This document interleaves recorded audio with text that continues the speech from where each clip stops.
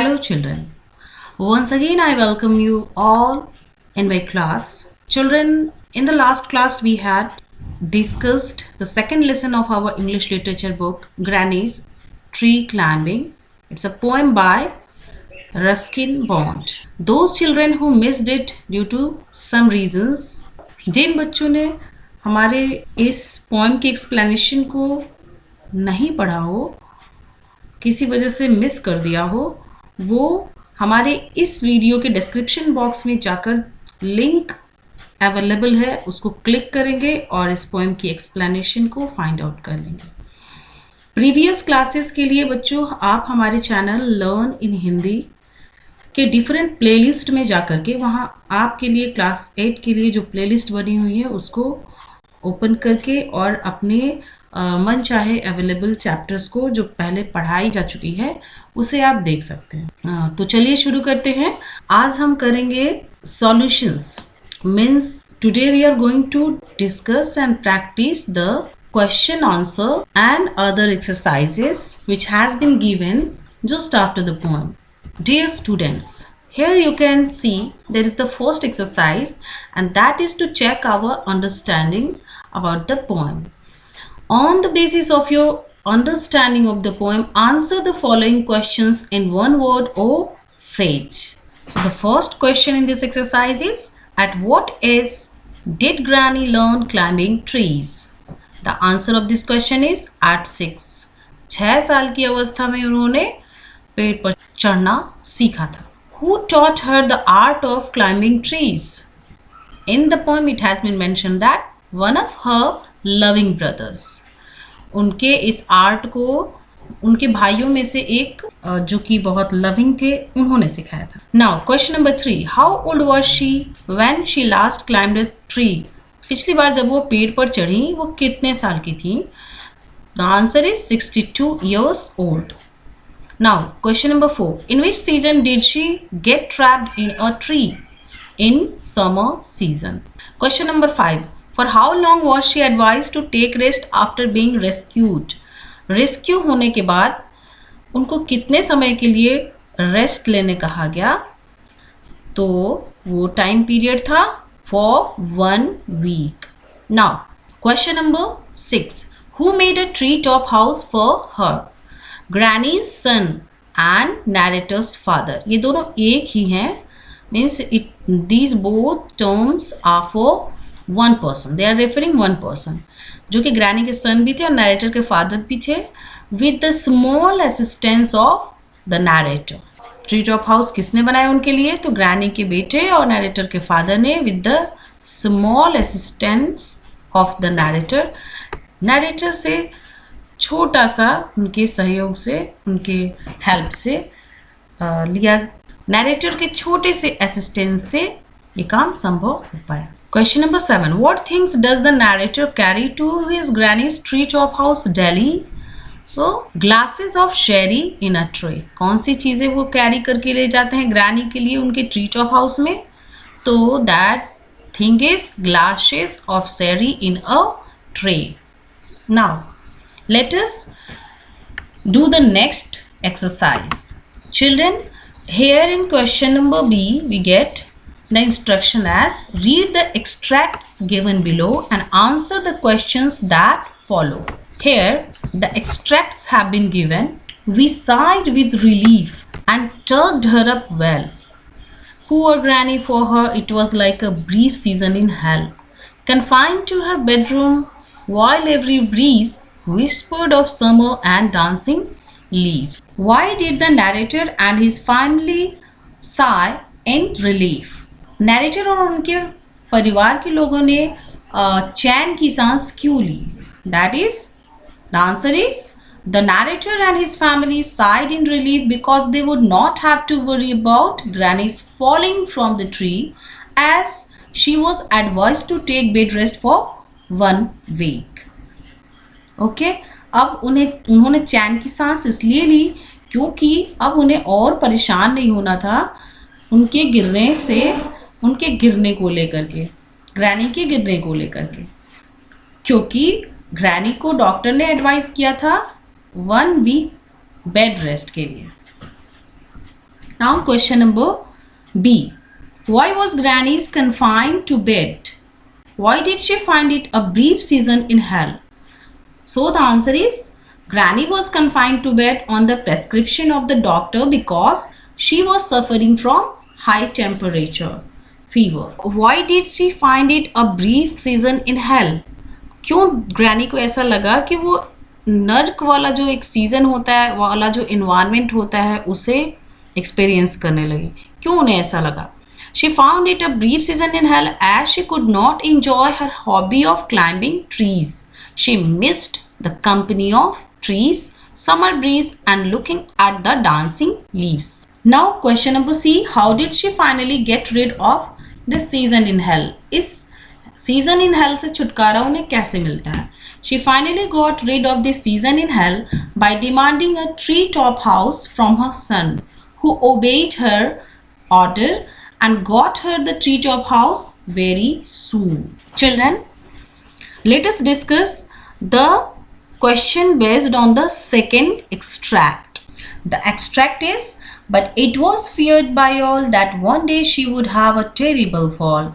The outcome was different. What did everyone fear? सब किस बात से डरते थे? Everyone feared that the old granny would have a terrible fall from the tree. इस बात से डर लगता था सभी को कि कहीं ग्रैनी पेड़ से गिर न जाए. The outcome was different. What was this outcome? How was it different from what everyone had expected?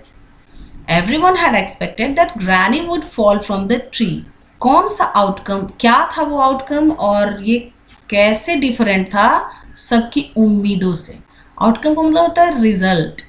तो रिजल्ट क्या हुआ? सब Everyone had expected that Granny would fall from the tree terribly. सबने ये उम्मीद की थी कि ग्रैनी बहुत बुरी तरह से गिरेंगी, and so stopped her. इसलिए उनको रोका. But the outcome was quite opposite. लेकिन रिजल्ट क्या रहा? बिल्कुल उल्टा. As she climbed a tree in the absence of the family members.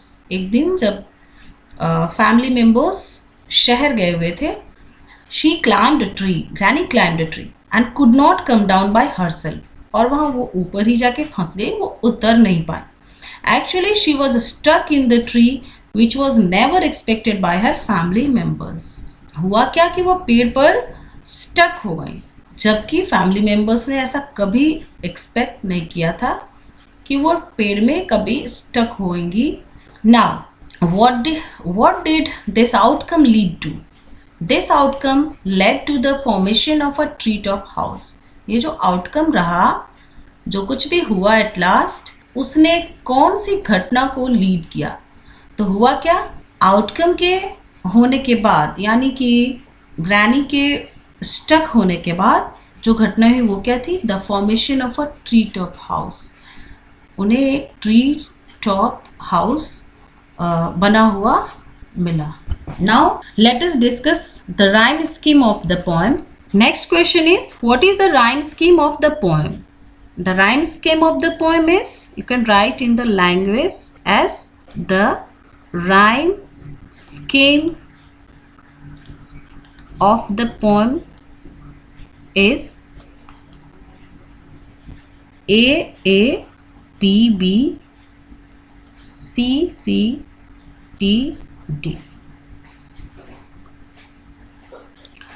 Now we'll discuss HOTS, high order thinking skill.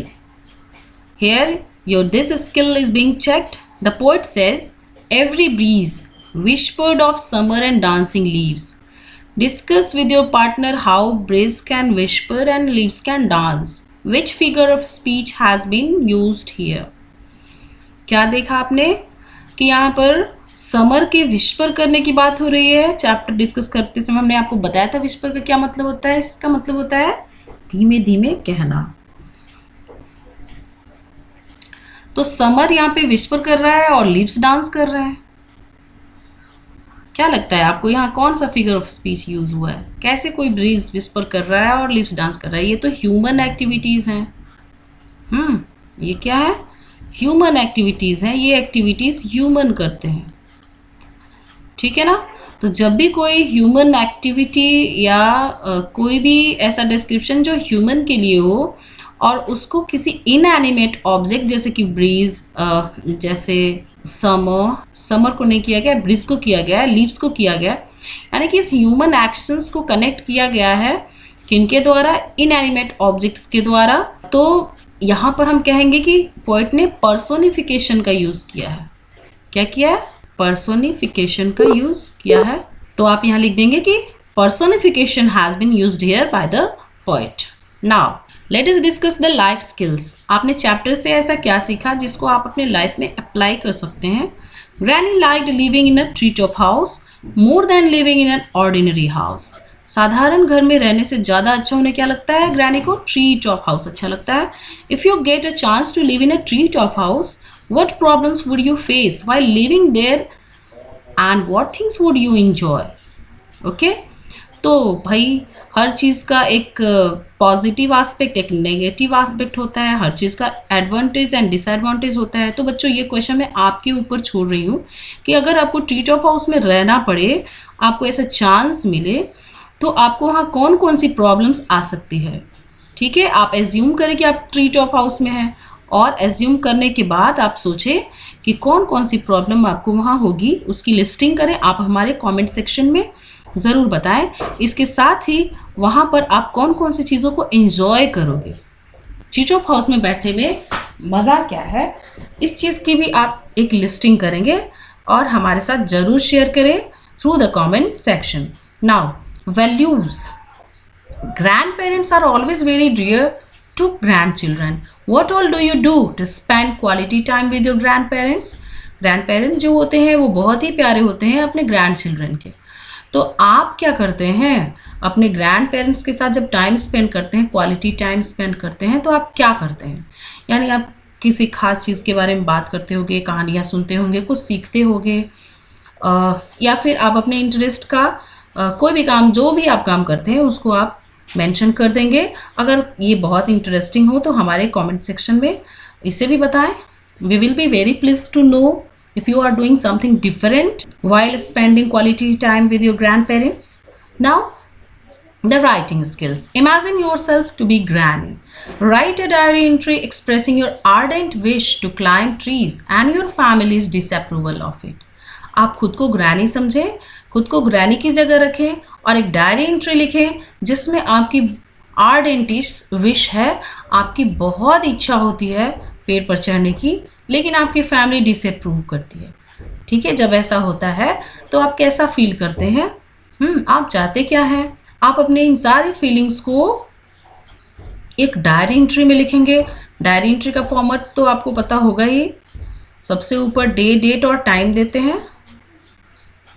ठीक है, जैसे कि हम जिस बॉक्स में डायरी एंट्री को लिखते हैं वहाँ हम क्या करते हैं, सबसे पहले यहाँ डे दे देते हैं। सपोज अगर मंडे है, मंडे, कॉमा से आप यहाँ डेट दे सकते हैं 27 अप्रैल 2020 एंड देन टाइम दे देते हैं। जनरली डायरी एंट्री का टाइमिंग जो होता है वो quite near to bed time होता है। आप यहाँ पे टाइम लिख देंगे। देन आप क्या करेंगे, आप यहाँ पर एक लाइन छोड़ेंगे और उसके साथ ही आप नीचे पैराग्राफ लिखना शुरू कर देंगे। एक लाइन छोड़ने के बाद आप पैराग्राफ लिखना शुरू कर देंगे जिसमें आप कोशिश करेंगे कि बिल्कुल आप जैसा सोचते हैं, जैसा महसूस करते हैं, खुद से बातें करते हैं बिना किसी लाग लपेट के, खुद से जिस तरह से आप अपनी समस्याओं को खुद से कहते हैं या जो भी महसूस करते हैं खुद से शेयर करते हैं, ठीक उसी तरह से डायरी एंट्री को हम लिखते हैं। What we feel, what we understand, what we think, they are put in very open language. Try to use informal language here, and that's all. You can write the diary entry in a single paragraph as well as in 3 paragraphs. First for introduction, second for your ideas, and third for the conclusion. Diary entry को आप अपनी notebook में practice करें। इस diary entry को आप practice करेंगे। साथ ही बस आज के लिए इतना ही। अगली क्लास में हम जल्दी मिलेंगे एक नए टॉपिक के साथ। So get ready for that. Don't forget to practice these all exercises discussed today. Thank you. Have a nice day.